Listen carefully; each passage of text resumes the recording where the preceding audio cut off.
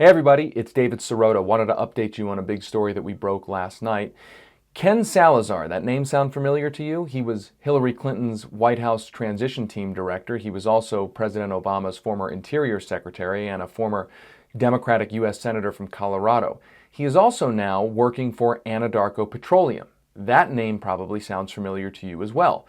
That is the company here in Colorado that owns the oil well near the home that exploded in Colorado, in Firestone, Colorado, that deadly explosion.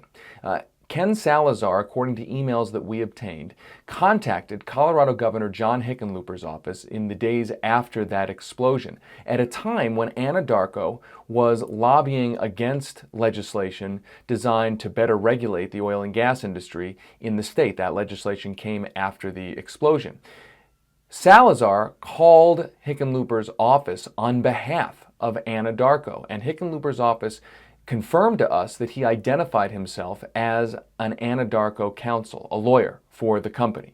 So what you have here is a former Obama administration Interior Secretary who oversaw the oil and gas industry as a public official, now working for Anadarko in the aftermath of this deadly explosion, at a time when Anadarko is trying to do political damage control and has been lobbying legislators and lawmakers in Colorado to try to block stronger regulation of the oil and gas industry. Anadarko has been trying to block a legislative response to that explosion, and it looks like Ken Salazar has been in touch with the Colorado governor's office amid that process. It looks like he is doing some kind of political damage control or outreach.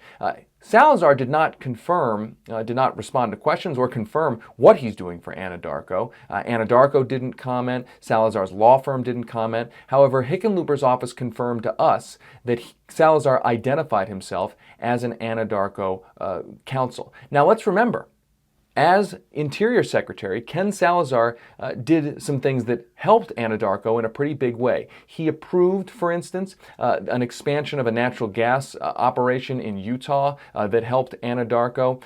The Interior Department provided environmental waivers to an Anadarko project, an offshore drilling project. Anadarko, I should mention, was also a part owner of a well involved in the Deepwater Horizon situation. So here you have a situation in which an Obama administration official who had helped a major oil and gas company gets out of government, promises that he's going to wall himself off from issues and matters that he dealt with as Interior Secretary, and then he promptly, as a corporate lawyer, has become a lawyer for one of the oil and gas companies that he worked with and helped as Interior Secretary. In this case, he's helping them after a deadly explosion has created political momentum for stronger regulatory matters that Anadarko opposes. This is a huge story here in Colorado. I think it's a huge story in the sense of showing how politically powerful the oil and gas industry is, how it builds up its political muscle, its political connections when it faces a legislative backlash. In this case, they hired